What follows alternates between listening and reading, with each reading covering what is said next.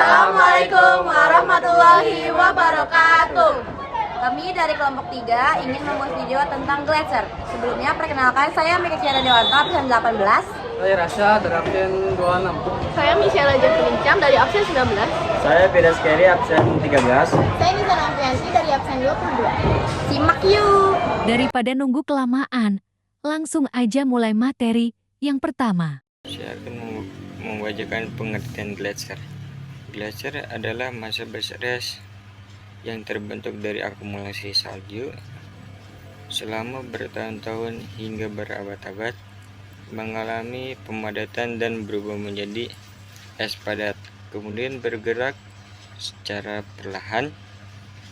Di bawah pengaruh gravitasi, glacier biasanya ditemukan di daerah dengan suhu rendah seperti pegunungan tinggi, kutub utara, dan selatan. Selanjutnya ada jenis-jenis glacier. Yang pertama, glacier lembah.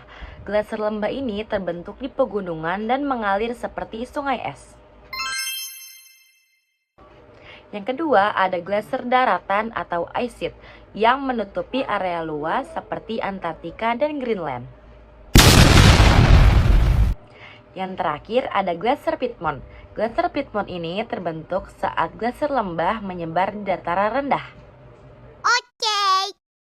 Ini dia proses terjadinya glacier. Awalnya, bongkahan es yang mempunyai ukuran besar yang terbentuk di atas daratan melalui proses pengkristalan salju atau endapan salju dalam kurun waktu yang lama. Lalu, glacier mulai terbentuk ketika salju turun. Setelah mengendap udara yang terperangkap di antara serpihan, salju terdorong keluar sehingga terjadi keping salju yang padat dan disebut dengan firn. Ketika salju semakin banyak turun di puncak pegunungan, firn akan semakin terpadatkan menjadi es glacier. Bebatuan atau til yang jatuh dari puncak gunung akan ikut terbawa oleh glacier ini. Dan di daerah yang curam, es akan terpecah-pecah menjadi rekahan-rekahan yang berbentuk baji.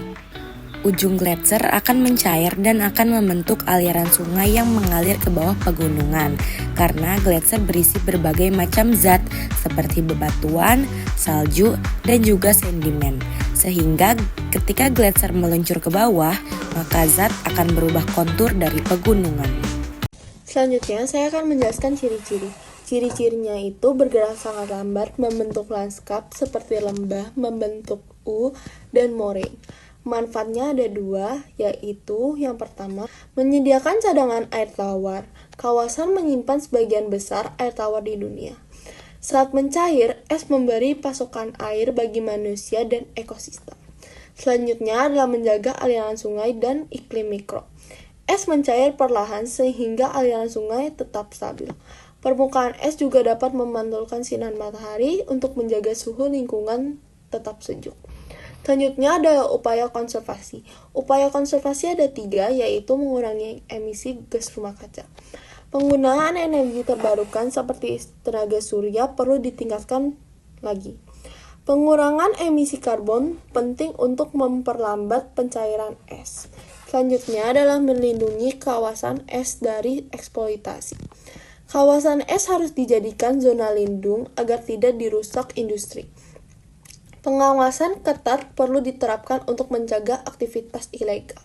Selanjutnya, yang ketiga adalah edukasi masyarakat tentang pentingnya kawasan es.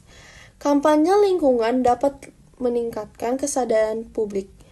Pendidikan iklim di sekolah juga penting agar generasi muda peduli. Yang keempat ada contoh dan peta lokasi glacier.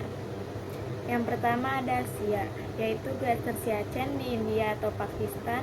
Glacier ini adalah salah satu yang terbesar di Karakoram dan salah satu yang tertinggi di dunia. Yang kedua ada Eropa, yaitu glacier Alps di Swiss. Glacier ini adalah salah satu yang terbesar di pegunungan Alpen. Yang ketiga ada Amerika Utara, yaitu glacier Columbia di Alaska. Glacier ini adalah salah satu glacier yang paling cepat mencair. Yang keempat ada Amerika Selatan, yaitu glacier Perito Moreno di Argentina. Gletser ini tetap bertambah massa walaupun iklim global memanas. Yang kelima ada Afrika, yaitu gletser Gunung Kilimanjaro di Tanzania. Gletser ini adalah gletser tropis yang makin lama makin menyusut dan hampir hilang. Yang keenam ada Oceania, yaitu gletser Kartens atau gletser Puncak Jaya di Papua atau di Indonesia. Gletser ini adalah salah satu dari sedikit gletser tropis di dunia. Yang ketujuh ada Antartika dan Greenland, yaitu gletser Thwaites di Antartika. Gletser ini sering disebut sebagai Doomsday Glacier karena mencairnya bisa memicu kenaikan permukaan laut besar-besaran. Yang kelima, berita terkini ada Voice. Berita, banyak gletser di dunia kini mencair lebih cepat akibat pemanasan global. Contohnya gletser Steinter di Antartika yang dijuluki Doomsday Glacier karena mencairnya lebih meningkatkan permukaan laut drastis.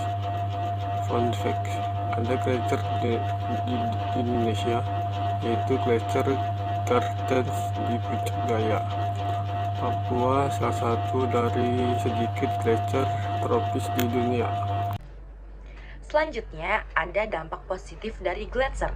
Yang pertama, sumber air tawar. Gletser menyimpan sekitar 70% air tawar di bumi. Saat mencair, mereka menyediakan air untuk sungai dan danau, terutama di musim kemarau. Yang kedua, membentuk bentang alam yang indah. Pergerakan gletser dapat membentuk lembah danau glasial, fjord, dan fitur geologi lainnya yang dapat menjadi objek wisata alam. Yang ketiga, meninggalkan tanah subur. Endapan yang ditinggalkan gletser atau moraine dapat meningkatkan kesuburan tanah di daerah tertentu. Yang terakhir, potensi energi hidro. Aliran air dari gletser mencair dapat dimanfaatkan untuk pembangkit listrik tenaga air atau yang biasa kita sebut PLTA. Lalu ada dampak negatif dari gletser. Yang pertama, naiknya permukaan laut. Pencairan gletser akibat pemanasan global dapat menyebabkan naiknya volume air laut yang dapat mengancam wilayah pesisir. Yang kedua, kehilangan habitat. Hewan seperti beruang kutub, anjing laut, dan penguin dapat kehilangan habitat alami mereka karena mencairnya es. Yang ketiga, bencana alam. Pencairan gletser dapat menyebabkan longsor es, banjir bandang, dan pergerakan tanah. Yang keempat, yaitu ketergantungan air musiman. Jika gletser mencair terlalu cepat, wilayah yang bergantungan pada air gletser akan mengalami kekeringan di masa depan. Nah, selanjutnya ketiga, yaitu bentang alam yang dibentuk gletser. Gletser meninggalkan berbagai bentuk permukaan bumi, seperti lembah lembah luas berbentuk hasil erosi gletser. Danau glasial, danau yang berbentuk dari lehehan gletser. Moraine, pembukaan batu dan sedimen yang terbawa dan tinggalkan gletser. Drumlin, bukit kecil memanjang berbentuk dari endapan gletser. Dan yang terakhir, esker, penggunaan panjang dari pasir dan kerikil hasil aliran air bawah gletser. Selanjutnya ada struktur gletser. Gletser terdiri dari beberapa bagian utama, seperti zona akumulasi, bagian atas gletser tempat salju menumpuk dan berubah menjadi es. Zona ablasi, bagian bawah tempat es mencair, menguap atau mencair karena gesekan. Krevasa atau retakan.